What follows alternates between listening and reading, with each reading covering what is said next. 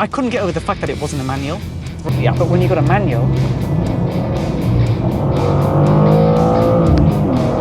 there you go.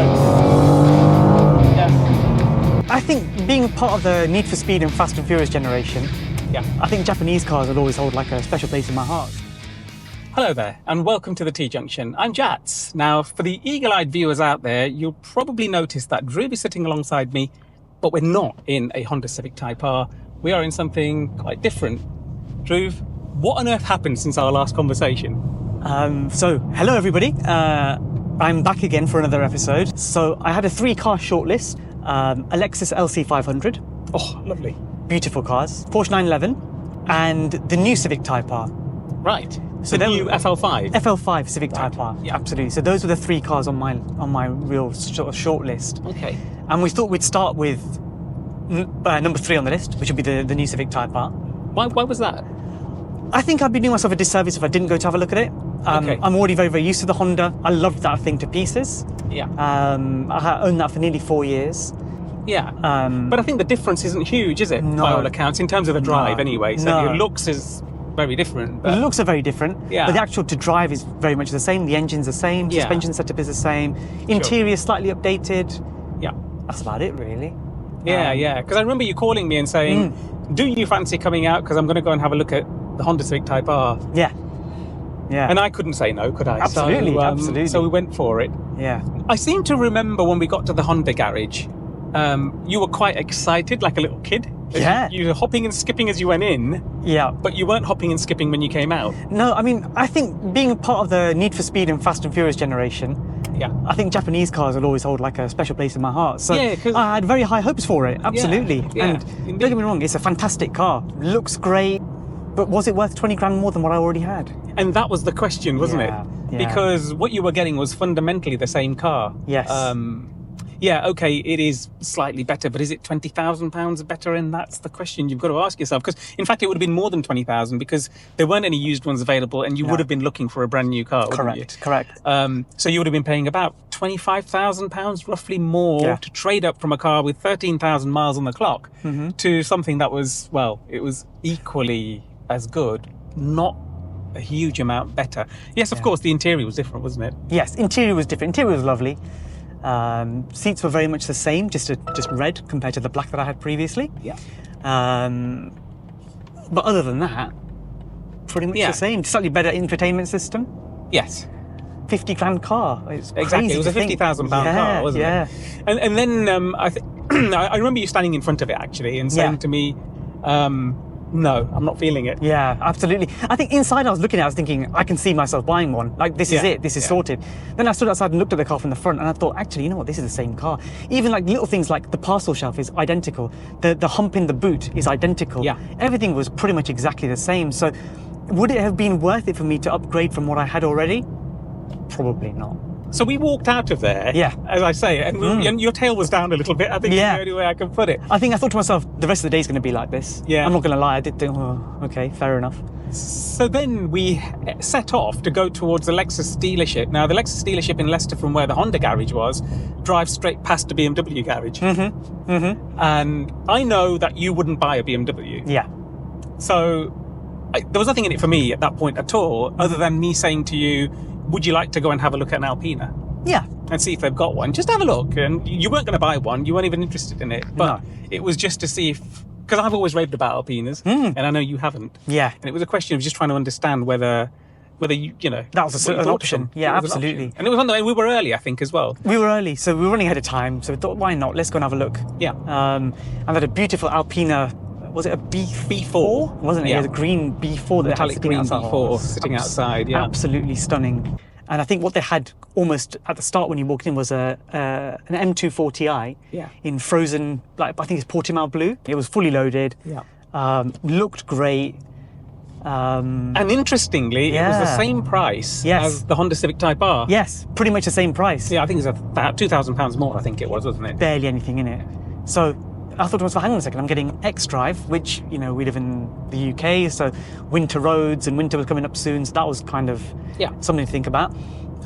Fundamentally, a brand upgrade, Yeah. Unfortunately, it has to be said. Like I said, I love my Hondas, but a brand upgrade.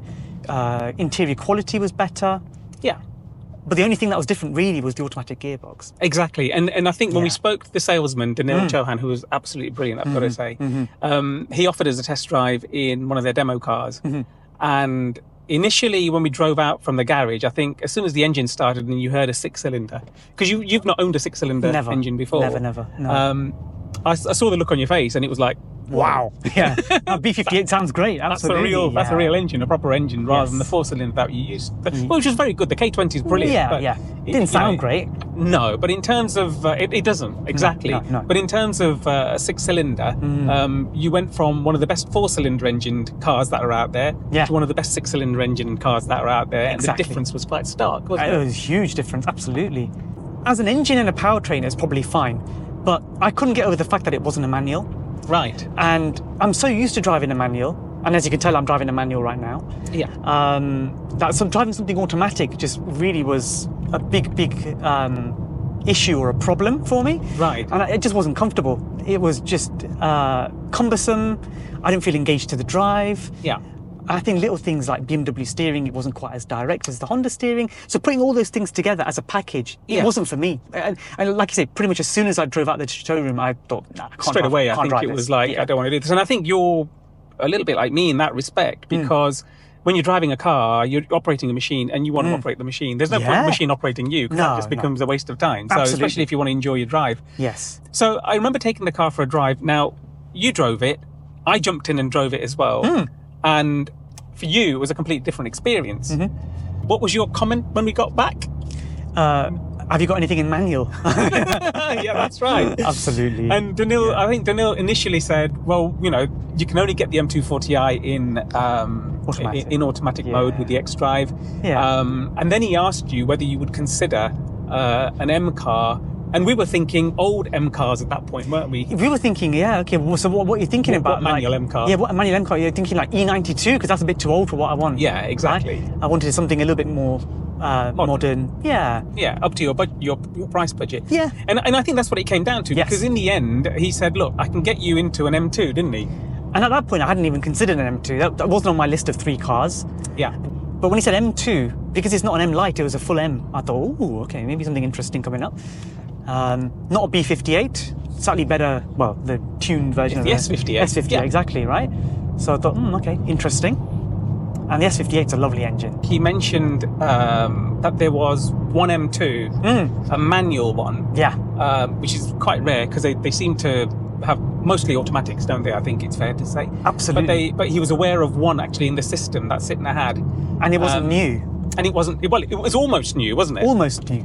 So this particular car, the list price was 67,000. Yes, from new. From new.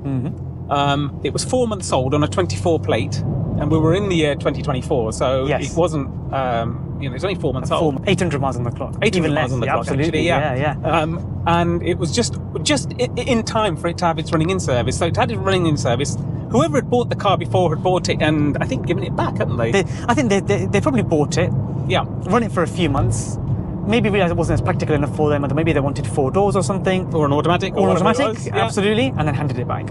Absolutely. Who knows? Different circumstances. But you made a massive saving. Yeah, absolutely. And basically 17 grand off their list price. So it came down to just over 50,000, which then brought it into budget for myself all of a sudden. Yeah. So we were talking about depreciating assets.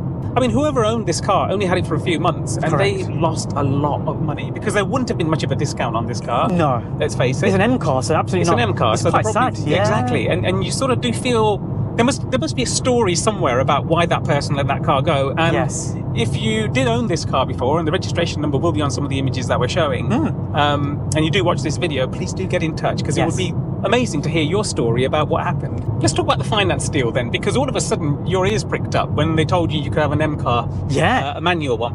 Because at that point I was coming from a Civic Type R, which, don't get me wrong, was a fantastic car, but M car is like, ooh, I could get myself into an M car all of a sudden. It's something that you'd think about. And it's a new M car, isn't it? It's a new M car, It's one of the newer generation of M cars. Absolutely.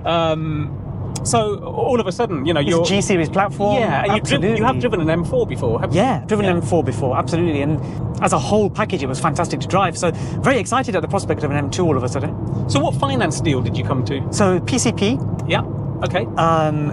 The deposit contribution was just over 7,000, Right. and monthly payments were £550 a month. Okay. So how did I get to that figure? So the Honda had quite a lot of positive equity. So That's right. We covered that in our previous episode. And we did, yeah. incidentally, if you want to see the previous episodes, if you click on the link in this video or in the description, you'll get to see Dhroov's journey as he was navigating his way through with his Honda Civic Type R, roughly how much it was worth and what to do, because he was thinking of actually selling that car at the time. Yes. And preparing himself for his next venture into cars. So you might enjoy that one. Yeah, so the Honda had quite a lot of positive equity. So I wanted to try and get the best deal possible to try and recoup some of that equity back. Sure. And this was obviously cash that I didn't have to put towards a car.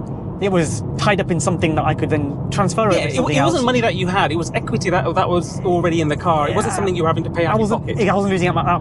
My bank balance wasn't going lower, if that makes sense, but an asset was being moved around, right? That's right, yeah. Exactly. So BMW sitting there weren't offering me what I was expecting for the car. Right. How much did they offer you? About 24. Right, okay. And I knew that the car, if I sold it privately, would be worth at least 28 to 30. Right. Somewhere in that price bracket for the condition that it was in, which is immaculate, with very low was a wonderful miles, car. in a rare spec, in a Sportline spec. So it was an uncommon car, only 150 in the country, etc. Sure. So I knew at that point that I had a bargaining chip, but unfortunately Sitno weren't able to do anything with that, Sure. which is a shame.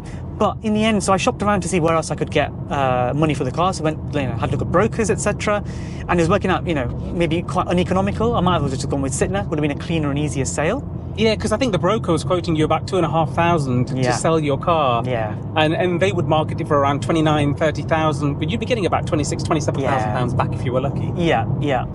So in the end, I started looking at your We Buy Any Cars, etc. Yeah. We Buy Any Car were matching Sitno's price. I then looked at Motorway. Yep. Yeah, Motorway. They were slightly more than Sitno, so I thought, okay, fine, a grand is a grand. I might as well make the most of that. Yeah. And then in the end, I had to look at CarWow. Yeah. So CarWow were offering me considerably more. Right. 28 grand. This is for a car with a list price of 33,500. Yeah, over 4 years. For nearly 4 years. Yep. 13,500 miles, which is low, but they Yep. were giving you only £5,000 less than what you paid. So Basically. that there was your positive equity. Absolutely, the positive equity was huge. Yeah, it was absolutely. quite a big thing. Yeah, So yeah. So it did make sense, didn't it? I suppose at that point to 100%. do that. Yeah. And I think how much did you owe on your finance? About 17 and a half. So I was Right. making just over 10 and a half in positive equity, effectively. And how much deposit did you put down on this car then? Just over 7.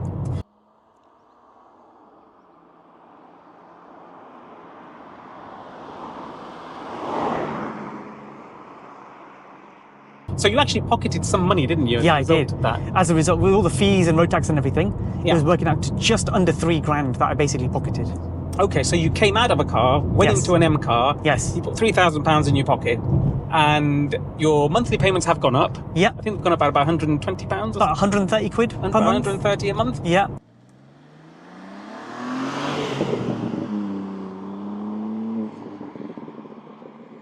But you've ended up in what is virtually a brand new M2. Basically a brand new M2. Which Right. I had it running in service. Yeah.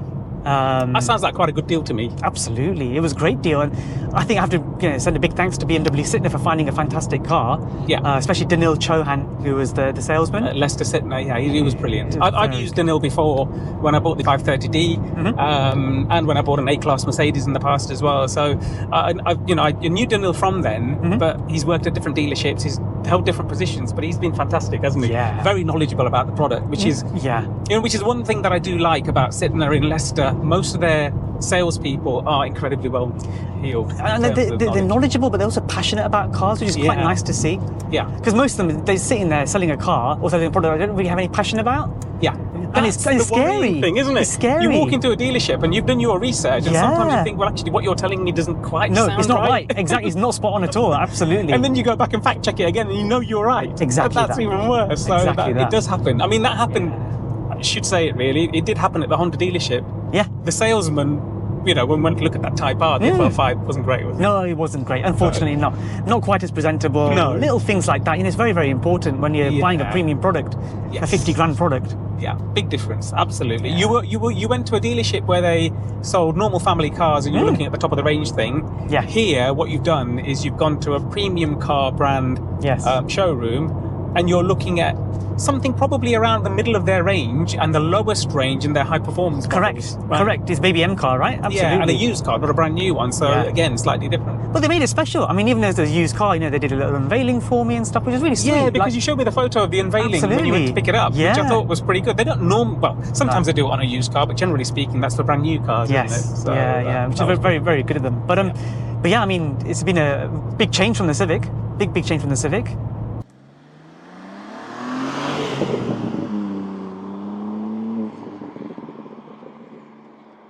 So, okay. Yeah. So you've done quite well, I think, in terms of the deal you got, because you know, just to summarise, right? Yeah. You've got a £67,000 car. Yeah. You've basically got it for just over 50. Yeah. Okay. Your monthly payments have only gone up by £120, a whole notch up, if you like, in terms of the car. You've gone back to almost a 3-year full warranty. I mean, blooming, this thing's incredible. You've moved up to back to almost 3 years warranty and all the rest of it. So you've got all the benefits of a new car, pretty much. Exactly that.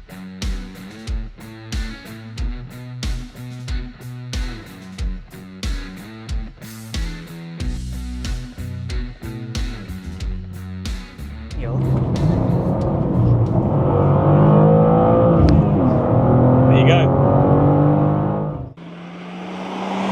So for anybody that thinks it's a heavy car, it's a bit lardy and all the rest of it, I would say just go out and drive one. Yeah.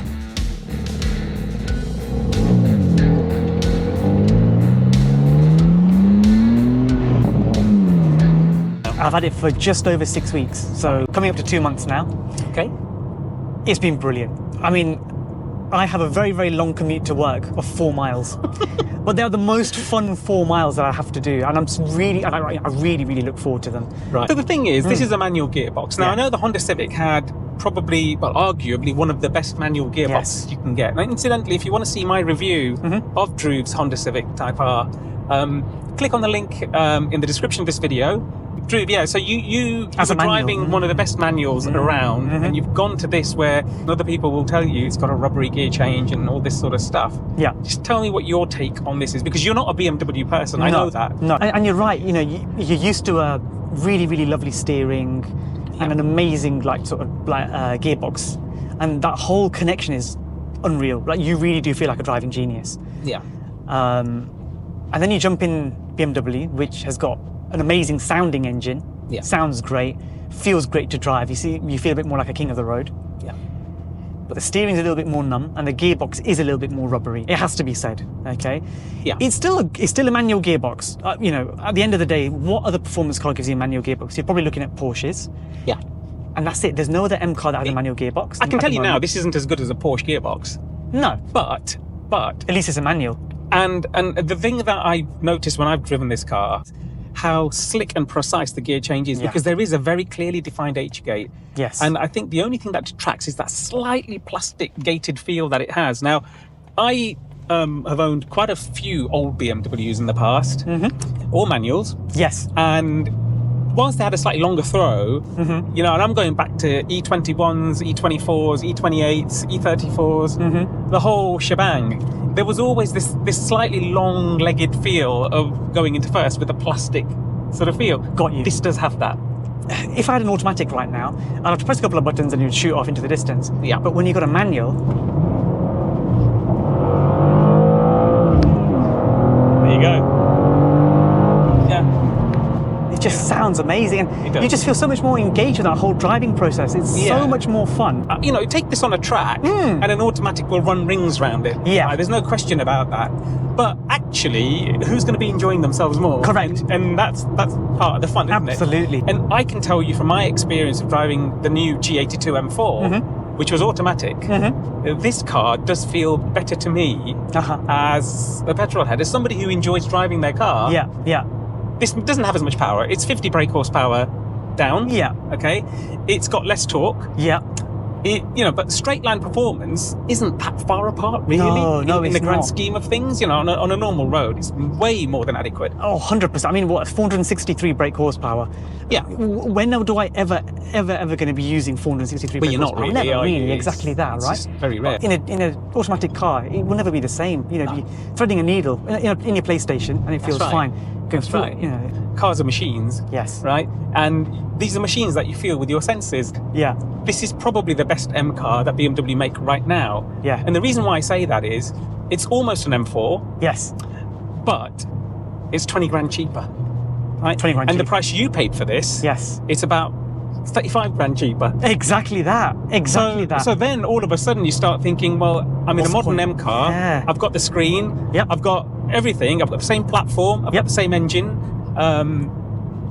It's essentially the same car underneath. It is. Slightly shorter wheelbase. Yes. And the thing that really surprised me when I drove this car was, even though it's only 50 kilos lighter than the M4, and I find that mind-boggling, especially Yeah. when you consider that the M4 has X-Drive and it's a bigger car. It's only 50 kilos How's lighter. it close, right? Yeah. Why is it that close? I don't understand that. Yeah. But the other thing that I found as well with this car was it doesn't feel its weight in the same way the M4 feels its weight. No, I mean, you've driven this, Yeah. and I'm, we'll do a swap over in a few minutes. But Sure. the only time that I feel the weight in this car is under braking. The Honda was about 1,400 kilograms. Yes. Significantly lighter, over 300 kilograms lighter. But it was very nose heavy, wasn't it? Very nose heavy. Yeah. So, and a front wheel drive. It's a different way of driving altogether. But this does not feel that much heavier than that. And that's the other thing as well. Yeah. Not once in this car, with it only being, because I thought, rear wheel drive, this car is going to be an absolute handful to drive. You were worried at the start. I remember you saying, I remember having that conversation with you and saying, look, you've driven front wheel drive cars only. Yeah. This has got a lot more performance. It's rear wheel drive. Yeah. I've driven rear wheel drive BMWs of old, and I know how tail happy they can be. Yes. This is nothing like that. In the dry, and this isn't even running Michelin MPS4s, No, this has got P0s on it. P0s One of the very few, I think, M cars that are out there with P0s from factory. And the tyres are great. That's fine. I can't really fault them. No, absolutely fine. But, to break traction in this car, you're going to be difficult. going some, or it's going to be quite wet. It's going to be wet. I think when it's wet, absolutely, it spins its wheels for fun. But in the dry, unflappable. But I think, but do you not think it actually makes it more playful? Because it's rear wheel drive and in the wet, and when it can be a little. It's not challenging in any way. It's got a real personality to it, and I think the MDM and everything else that this car's got actually do help it just. Rein it all in. Absolutely. When it starts getting a bit leery. Yeah. I've never really, there's only one or two areas around where I live where I think this car is losing traction, but generally speaking, it's absolutely fine. It's really good. It's really, really good. The Honda, in comparison, that had MPS4s on it from factory, star marked. Yeah. That used to wheel hop and spin its wheels and all sorts all the time. And you'd be pulling away at a junction and you're thinking, why am I spinning my wheels for no reason? Doing It's nothing, crazy. yeah. So this is so different.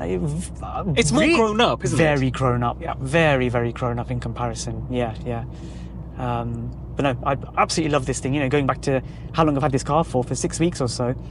Absolutely love it. I can't stop driving it. Even today, I don't want to hand it over to you. I'm driving it today. It's my car. It's absolutely. Yeah. Yeah. So Dhroov, one question I do have for you though. Yeah. Why didn't you go for the LC 500 or the 911? Okay, really interesting. So the 911, I was in contact with a salesman, and it was on the list of going to have a look at one.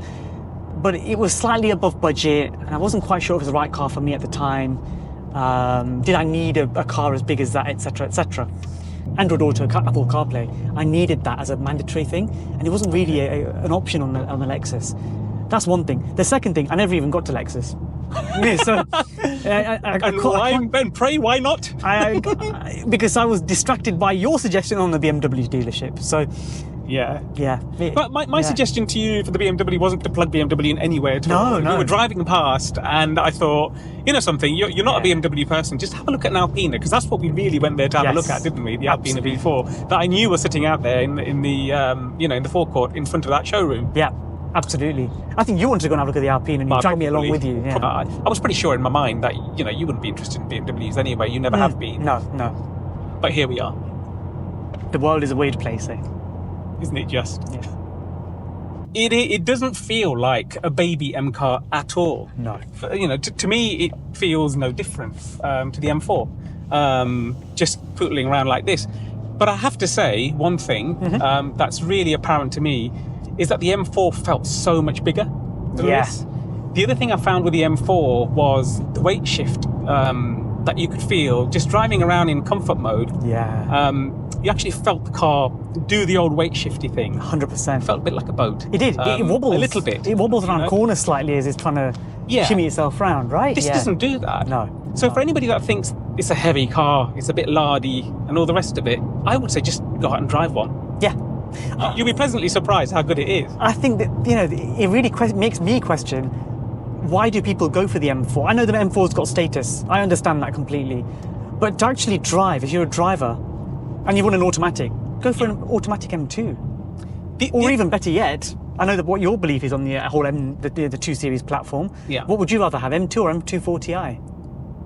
Well, this is the thing, you see. This is a very interesting question because just driving around like this right now, for me, the M2 4Ti, I know it only comes in automatic, but it has the added benefit of X-Drive, which is quite useful, especially in the UK. You know, our roads are a bit crap, weather's always rubbish. And it gives you that assurance. But you're saving £20,000. Now, if you can live with an automatic gearbox, I wouldn't buy the automatic M2. I'd probably buy an M2 4Ti. I would take it to Auto ID or somewhere like Evolve, get them to run their magic on that car, and you will end up with a car that might not look as good as an M2. It'll get closer. Yes. The performance will be better probably because of the X-Drive system. And it's got MDM, it's got all the things that the superior M cars have. It's not that inferior, I don't think, technically. And I know it's got the B58 engine in it, not the S58. But a little bit of tweaking will bring the power curve right up there. Absolutely. So, my view on it is, if you're looking seriously at buying an M2, the G87 model, you might want to just drive the M2 4Ti back to back, pretty much as we've done, I suppose you could say. And it will give you a completely different feel. Now, I know you've got a very different view on this, haven't you? Yeah, my view is, well, I'm not really a brand snob in that, I drove a Honda Civic Type R, which, is a top-of-the-range Honda, but the fact that it was a Honda never really bothered me. And I had comments from a client site I work with, I had comments from family members, why are you driving a Honda? And it never really made any sense to me. I was thinking, you've got no idea how amazing this thing is to drive.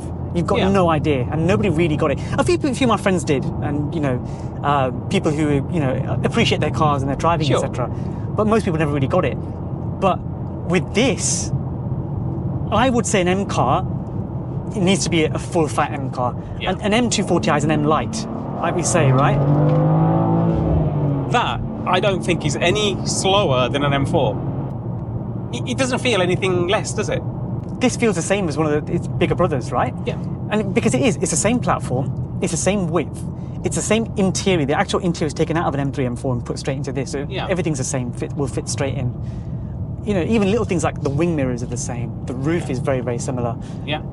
It's... Here in the UK, we're quite lucky because this is the pre-facelift model. Yes. And it's got carbon everywhere inside. It's got a carbon roof. Being a 2024 model, it's got loads of extras, and this car came with everything that I needed when I was looking for something. It had Apple CarPlay, Android Auto, and it drives amazing. So that's what I really needed in a car. Yeah. I've done one motorway journey in it, which was about 120 miles each way, and that was amazing. I didn't really feel tired in it, less tired than I did so when I was driving the Honda. Yeah. And it was great fun. It was really, really good fun on the motorway.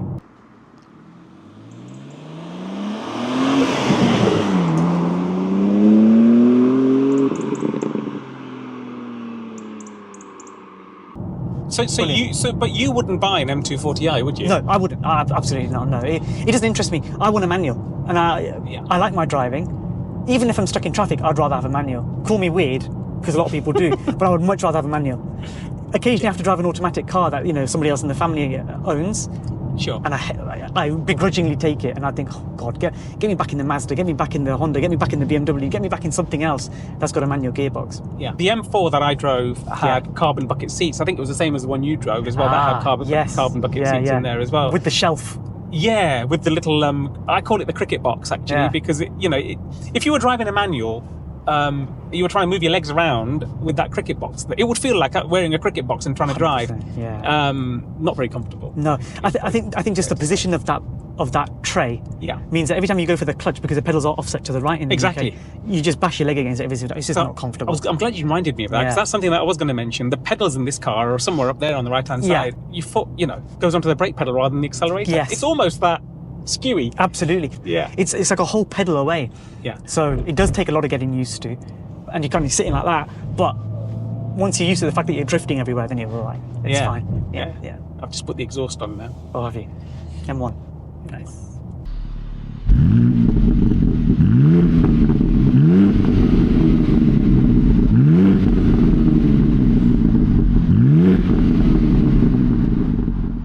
And that's the other thing about this car as well. There are so many features and so many adjustments that you can make to personalize the car for whatever you want it to do. Yeah. Now, we're just ambling around right now doing 20 to 21 miles an hour, okay? And it feels incredibly comfortable. It doesn't, the clutch is light. The clutch action and the engagement is pretty much perfect, really. The gear shift itself is no chore at all. It's a very light, short throw, as we talked about earlier. So there's no issues there. The steering itself, a little bit numb, but that's electric steering. It is what it is, right? In fact, I would say it probably doesn't feel as good as the Hondas. No. I think there's a couple of things that contribute towards that. I think the first thing is Honda have nailed it. And the second thing is the steering rim width in a BMW. Yeah, it's quite thick, isn't it? Very thick in comparison. The Honda was Alcantara and quite slim. Yeah. Compared to the Mazda that I've got.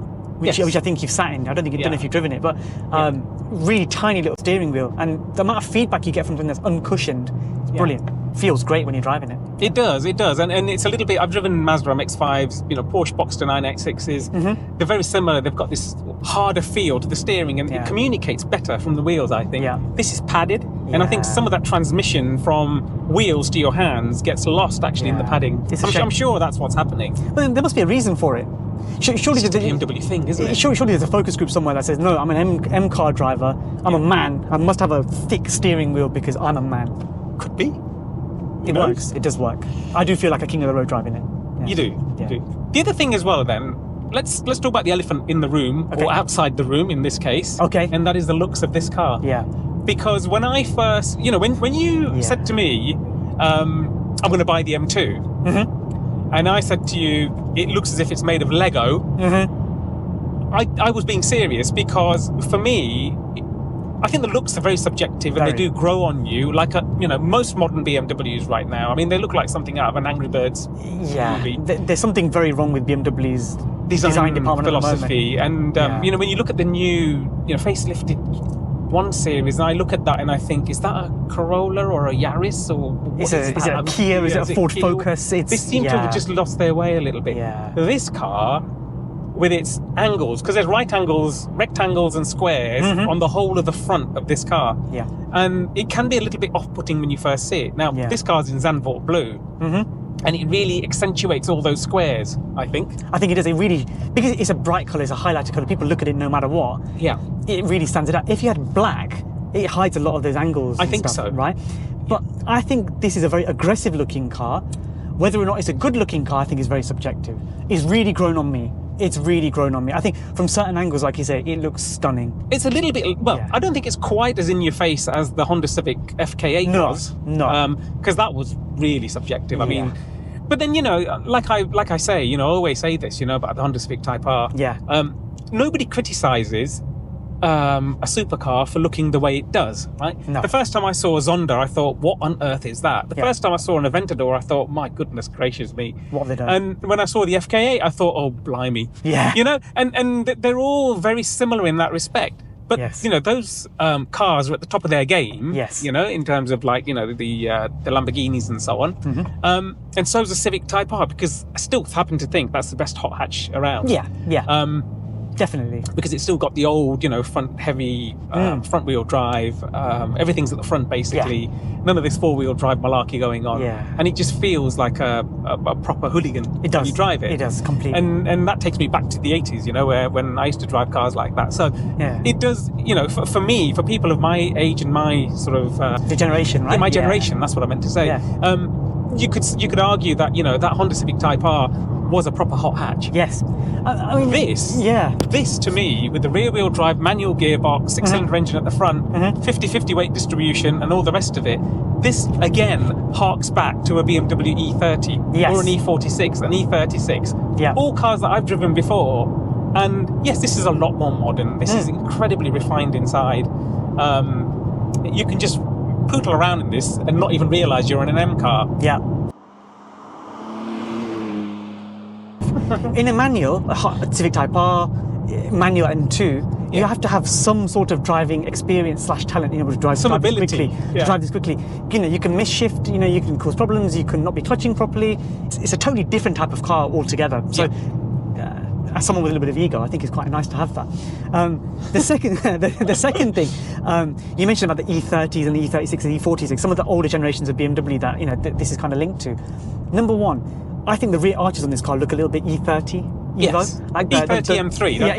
M3. The wider stance, the rear track that it's got that beautiful. The bulges looks great. Are great. And I'm sure BMW done that on purpose. Yeah. Okay. Yeah. The second thing, in terms of actual dimensions of this car, it's only a few centimeters. I think 5 centimeters longer than an E46. Oh, nice 128 Ti there.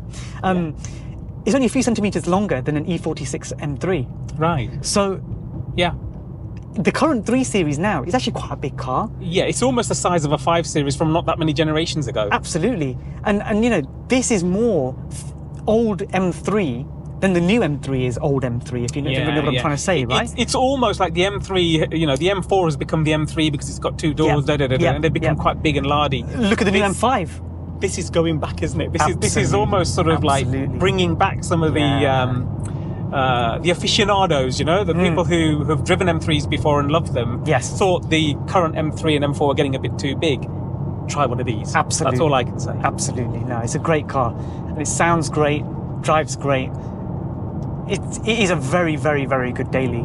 So I'm going to give you my likes and dislikes of this car. Okay. I think we've touched on quite a lot of it already, but my likes of this car are the way it drives. I think it is absolutely fantastic. And this 6-speed manual gearbox, coupled with this engine and the drivetrain and the way it's poise and balance and everything else, is absolutely incredible. I think it's a really, really good car. Pound for pound, the best brand new M car that you can buy right now is this, the M2. Yeah. Okay. If you want space and practicality, then by all means go and get the touring version of the M3. That's fine. Agreed. So that's one thing that I like. I love the fit and finish in this car. It feels very premium, very upmarket. And you wouldn't know that you're driving an M2. You'd think you're in an M4 or an M3. Yeah. The interior is beautiful. Yeah, I mean, there's not been a squeak or rattle in this car once. Nothing at all. Nothing. It's just solid, rock solid. Yeah. Okay. The things that I don't like about this car, well, the looks. Fine. I'm a little bit subjective about it, but I think it does grow on you, as you say, and I haven't lived with this car, so I've not given it's not given me the opportunity to fall in love with it yet properly. I think having a controversial car is always quite fun, because I find myself looking back at it in a car park every time. Yeah. And you will, and that's the thing with this car. I think that's why it's grown on me as well. Yeah. I mean, just a minute ago, something that you would never ever have done before. You saw a 128 Ti, and you said, "Oh, look, there's a 128 Ti." You've never ever noticed BMWs on the road before. No, I couldn't care less. Okay, I might appreciate a nice M3 or an M4, but I'm talking like E90s or something interesting, right? Yeah. But I've grown into the BMW family over the last few weeks, and I'm doing my research, and I know model numbers, etc. And now you understand why I love them so much. I get it. I get it. I do get it. Absolutely. So it's a bit of a strange one. And you know something? I can't think of many things that I dislike about this car. No. Everything else I love about it. I love the driving position. I love the seats. And I've got to say, if you're going to buy one of these cars, if you can live with the manual, go for the manual. If you buy the manual, don't buy the carbon bucket seats, because you'll find it slightly uncomfortable. Yeah. If you're going to get the automatic, find one with the carbon buckets, because I think those seats are they're incredible. They're knockout. They're very comfortable. Very, very comfortable. Very comfortable. Because I think the M4 you drove had the carbon buckets It there did as well. It had carbon buckets. It was very, very comfortable. In automatic, great. Yeah. It's in your face, but the best value for money new M car that currently exists. Yeah. I'm Jats. This is the T-Junction. I just want to say a massive thank you to Dhroov for being so open today and telling us his story about his little journey with changing to this car. Thank you for having me. It's been a really, really good fun. I think it wouldn't be right if I didn't come back and talk about it after you helped me get it in the first place. No, thank you very much. Thank you. Thank you. And thank you to you too for watching. And remember, if you have any car stories that you'd like to share, then please do get in touch. You'll find a whole plethora of videos now beginning to pop up on our channel, especially in the playlist that's called Passion for Cars, because there are some lovely reviews in there, and I'd encourage you to go and have a look at those. If you do like this video, please hit that subscribe button, please hit that thumbs up button. We will see you on the next one. Thank you very much indeed for checking in. We're checking out. Thank you and goodbye.